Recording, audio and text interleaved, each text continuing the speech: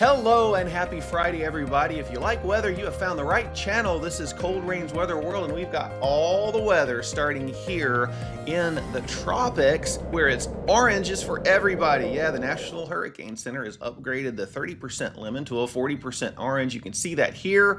I've got all of this text on your screen crawling across the bottom of the screen through the tropical update. Got a couple of more crawlers one of which will reveal a neat little weather event that happened in history on this day. So stay tuned for that. Got your weather IQ coming up. We're going to take a look at your weekend forecast. And then next week, there's a little bit of a quirky little thing that might happen across the southeast we're going to take a look at. A little bit of model discrepancy there, but I think there's some things coming into play that might make for some unsettled weather across parts of the region where Cold Rain lives. Anyway, Jason here. Hope you're living your best life on this Friday and hope things are going well for you. So we're going to start here in the tropics. If you haven't yet subscribed to the channel, please hit the subscribe button right down below. Give the content a like.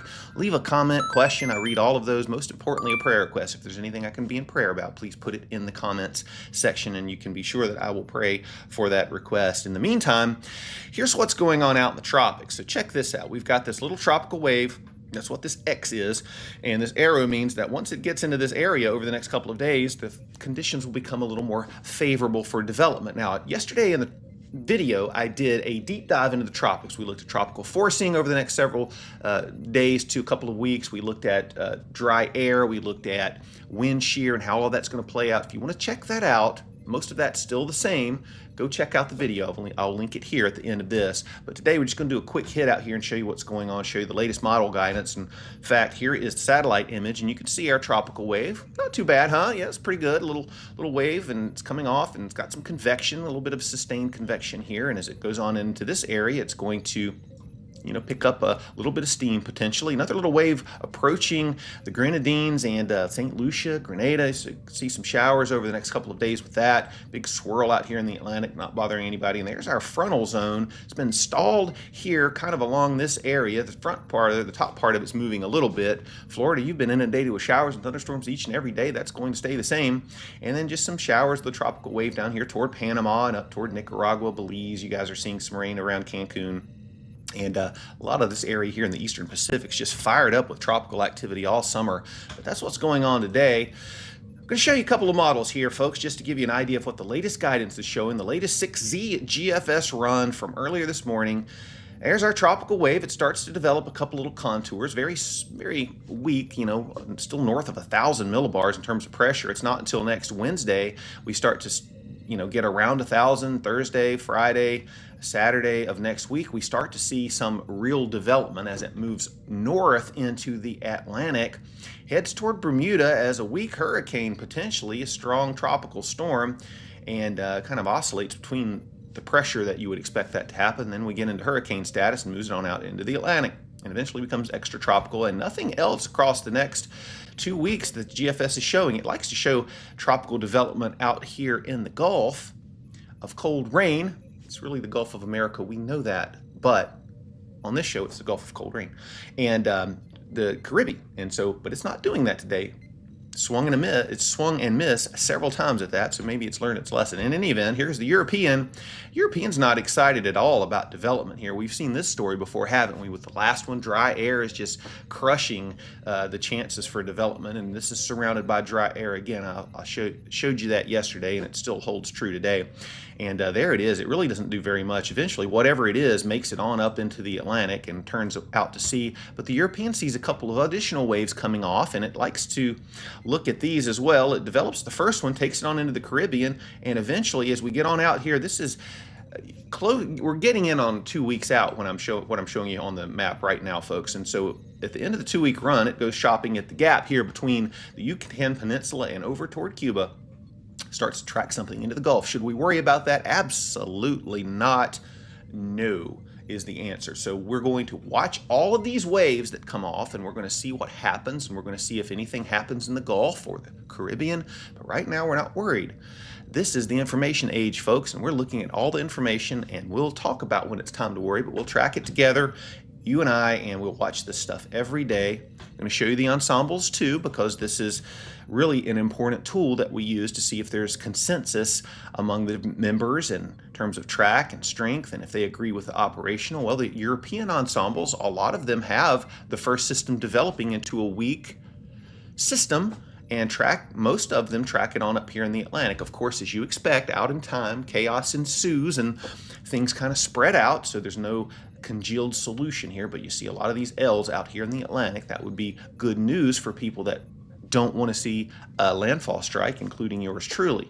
But the European also has a signal for a secondary wave coming off, and we saw that tracking toward the Caribbean. So we'll watch that little weak signal. Maybe 4 or 5 members do something out here in the Caribbean, so we're not going to really count on that as a strong probability at this point. The GFS is much more chaotic in terms of its first signal for the first system. There it is. All these lows are associated with that. A lot of them, most of them go out into the Atlantic. Some of them track toward the northern islands. My suspicion is if anything develops, the steering pattern is going to turn it out into the Atlantic. Secondary system that some of the members have something here. So we'll watch that second wave coming off in about 8 days off the coast of Africa. And it also continues to show, as it does just about every day, some of the ensemble members have some action down here in the Gulf. So far, it is missed on all of those, and so my suspicion is that's probably going to be the case this time. That said, anything that does approach the states, it looks like the winds are going to be unfavorable for a U.S. strike for the next couple of weeks. Now, that could change over time, but in any event, that's the way it looks today. Islands, the Caribbean here is a different story. If something gets in here and strengthens rapidly, then you could have an issue. We've got very, very warm waters in the Caribbean and in the Gulf. It's been undisturbed by tropical activity off the southeast coast as well, but it takes more than an oven to make a cake, folks. You can have the best oven in the world. That's all you got. Got a bunch of sad children at the birthday party. So just know that there's a lot of ingredients that go into making tropical systems. We've got a window of forcing that'll be favorable in the Atlantic, rising motion from about day 3 on to about day 12, 10, something in those along those lines. And then beyond that, it looks like tropical forcing becomes unfavorable again out here with sinking motion returning back into the Atlantic. That doesn't mean we can't see tropical development, but that's just part of the background state. Dry air will continue to be a problem. Shear, depending on where you are in the Atlantic, could be a problem, maybe not. Maybe it'd be more favorable, but it gets worse as you approach the United States over the next couple of weeks. So just know that tropical systems, if you're going to develop, you got some shear problems when you get on toward the states. Don't even think about hitting the states right now. And that's your tropical update, folks. We're going to get into the weekend forecast coming right up, but got your weather IQ straight ahead, so put your thinking cap on. It's gonna be a hard one today. All right, maybe this one isn't so hard, but here is the question nonetheless. Let's see if you know this. What is the temperature at which all molecular motion stops? 100 degrees minus 100 degrees Celsius, minus 400 degrees Fahrenheit, minus 250 degrees Celsius, or 0 Kelvin. All right, if you know the answer, type it in the comment section. If you don't, just wait till the end of the show and I will let you know what it is. But right now, I've got to let you know about your weekend forecast that's coming up right now. All right, we're going to start the weekend forecast off with the alert map, and you can see not a lot of alerts around the country, which is good news. Flash flood watches up for parts of western Colorado and northern New Mexico, where torrential downpours are possible through the afternoon and repeated rounds of rain. This flash flood watch extends through the evening hours into around midnight, so watch out for heavy rain here in these areas. Coastal flood advisories for parts of the East Coast. Got some northeasterly winds, been piling that water up along the coast. Got a low pressure system that might be kind of getting its act together. We'll enhance that as we go in the next couple of days. Air quality, inequality maybe for parts of northern Washington state for that wildfire smoke that we continue to battle with up here, parts of Oregon too, around Portland and Salem. Dallas, Houston, New Orleans, Memphis, and Atlanta, folks, got some air issues as well. Stagnant, don't have a lot of wind around here. Particles are been accumulating in the atmosphere over the last few days as the weather pattern's been kind of stagnant. There's your wind map, looking pretty good for much of the east, with the exception of maybe down toward Florida and the immediate east coast. Windy conditions potentially up here in the plains and upper Midwest could see gusts into the 20s and 30s. But where that air has been stagnant, we've really seen a lot of pollution kind of build up in some of the big cities. This afternoon, there's your surface map. We've got a front extending from the northern plains back through the nation's midsection, and a couple of areas that we're concerned about here with heavy rain as moisture is just streaming out of the north, and these little disturbances we've got. You can't see it on this map, but there is a big trough out here in the west, and little disturbances are just moving along in the flow, and they're enhancing the moisture transport, enhancing lift. And where this happens, showers and thunderstorms will occur. You'll see some training and potentially 1 to 2, maybe even more, 3 or 4 inches of rain if things train just right. So we've got showers and thunderstorms today across the north, a few pockets of it across the south, certainly in Florida where we've seen that stalled frontal boundary. Everybody else high and dry, looking good. Tomorrow, pretty much the same areas, maybe a little bit farther east are under the gun as that moisture transport moves just a little bit toward the east, but still disturbances in that trough. It's going to be slow to come in and diminish in intensity over the next several days. So we'll see plenty of rain through the weekend in parts of the Dakotas and parts of the plains down in the lee of the Rockies. Another disturbance working into the flow will bring some showers tomorrow in toward the Great Lakes area, and then something working out of Canada, a little piece of energy coming down out of Canada will start to bring some light showers into New England, more so on Sunday, and again across Florida off the southeast coast, going to see some rain.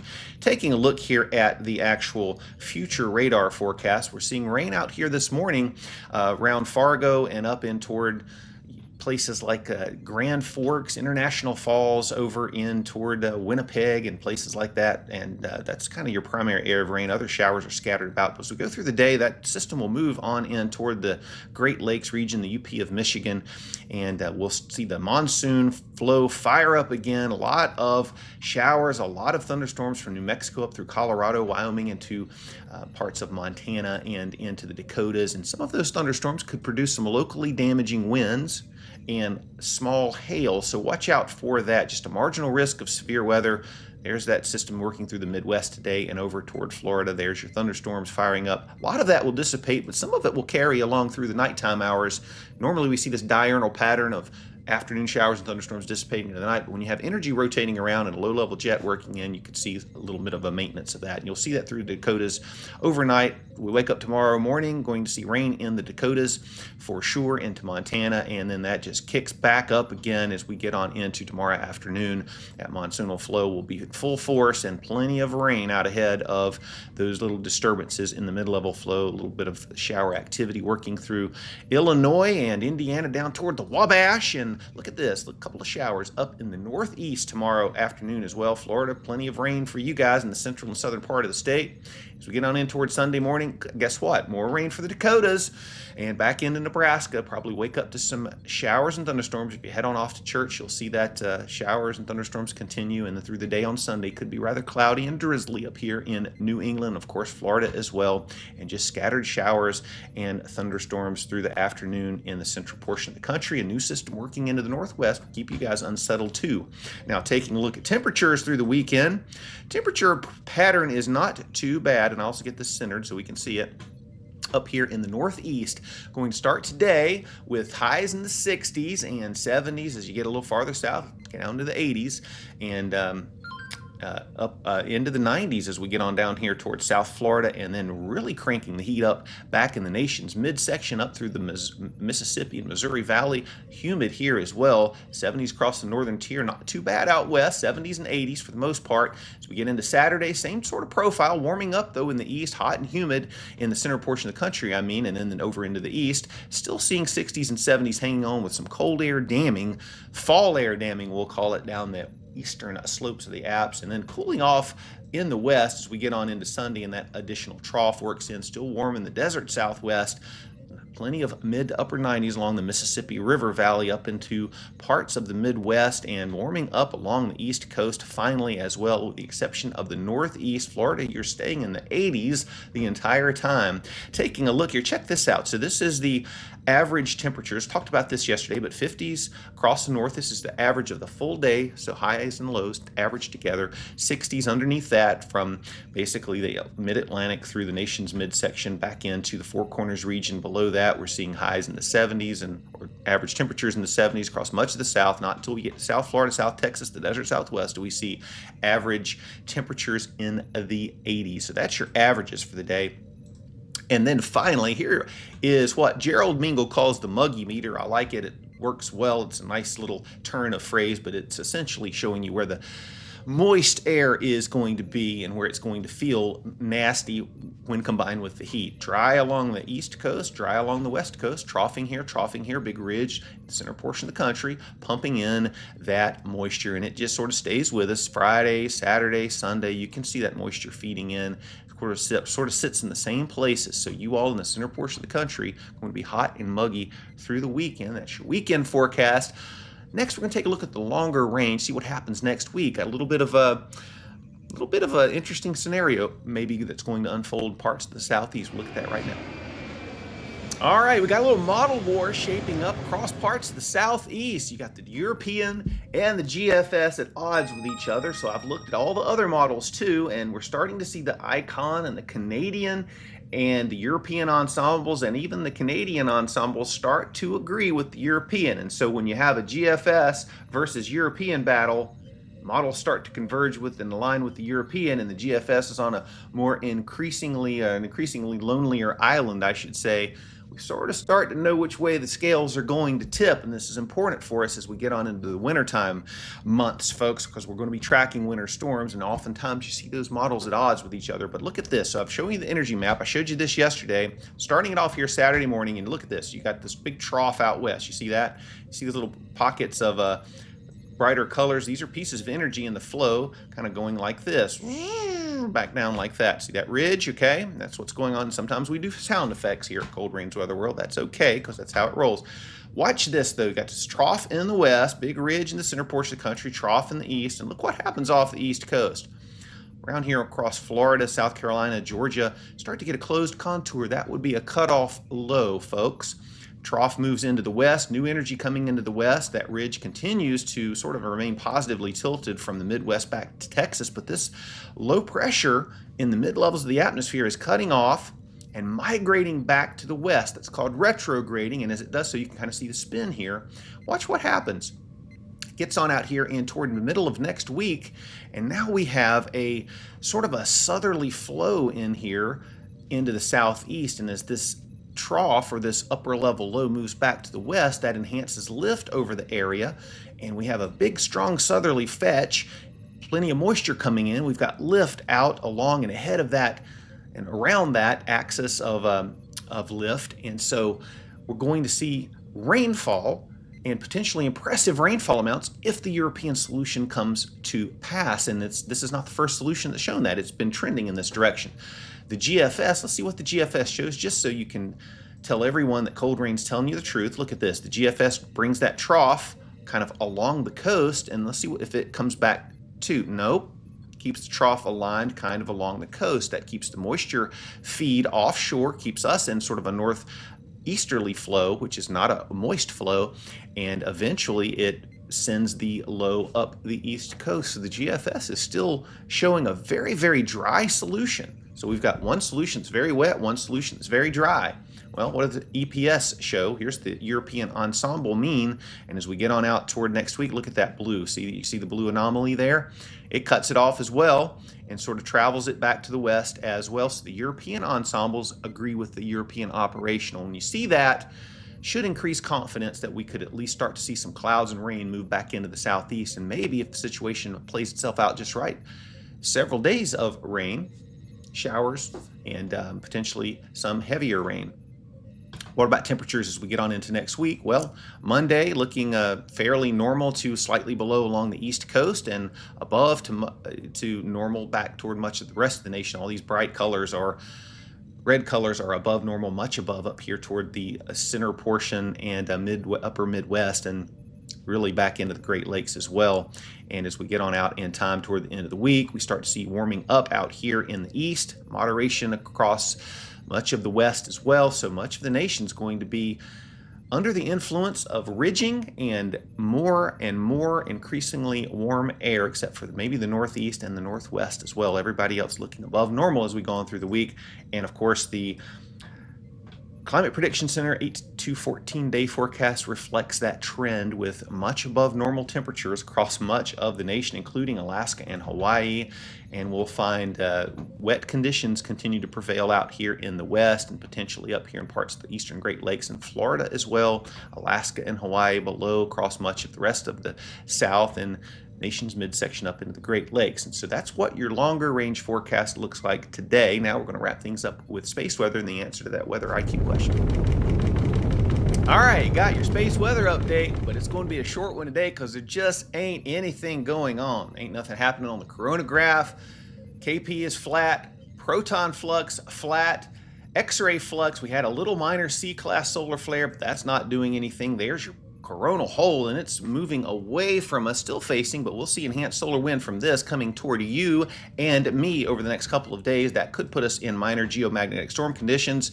What will not put us in minor geomagnetic storm conditions are any solar flares coming from sunspots, because there just aren't any of those on the Earth-facing disk, but we've got one coming around. We'll watch it, but no solar flares going off. That means no aurora viewing, at least for the next 24 hours. Maybe we get into tomorrow and the next couple of days. If that solar wind hits the magnetosphere just right, maybe we'll see an enhancement to aurora as well. Volcanoes, nothing happening here. Just want to show you the map though, so you know I'm not telling you a story. And earthquakes, pretty quiet. No big shakes going on around the globe. That hasn't happened for a while, but we've still got some intermittent activity off the west coast of the U.S., and I don't know what that's about. But as long as it's happening, I'm going to watch it, and I'm going to show it to you as well. In the meantime, a gibbous waning moon we have set. Boy, that sounds like you talking like Yoda. Waning gibbous moon we have. Jedi strength it is. Anyway, Frank Oz, he did Yoda. He also did Grover. I don't know if you knew that or not. Did some other voices like Miss Piggy, I think he did as well. But that guy's pretty talented. In any event, 71.3% waning gibbous moon, all the way down to new moon we have on September the 21st. And folks, that is the show for today. And that means that I've got to get you the answer to the weather IQ question, which was, what is the temperature at which all molecular motion stops? In theory, minus 100 Celsius, minus 400 Fahrenheit, minus 250 Celsius, or 0 Kelvin. 0 Kelvin is the correct answer. It's referred to as absolute zero. You don't want to get that cold because nothing happens at absolute zero. But I hope something's happening this weekend. I hope you have a wonderful weekend. We'll end you here with the day and night map. How about that? Let's go to the day and night map and take a look at this. This is kind of a cool map. I like to show that. So let's see it. There it is. We'll end the show with the day and night map. But now you know where it's day and night. Anyway, I hope that you have a wonderful weekend. Get outside and enjoy the weather if you can. Hug somebody, man.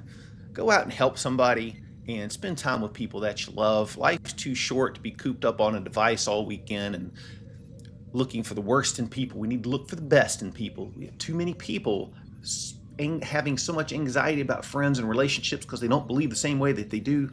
Look for the best in people. Our nature is to want to fixate on the worst things. Let's look for the best things in each other, folks. Help each other out. Do something kind for somebody. Love somebody. And have a wonderful, wonderful weekend. I will be back tomorrow with a brief video, but we'll have a full episode of Cold Rain's Weather World starting again Monday of next week. In any event, hope you have a great afternoon and a great weekend. See ya.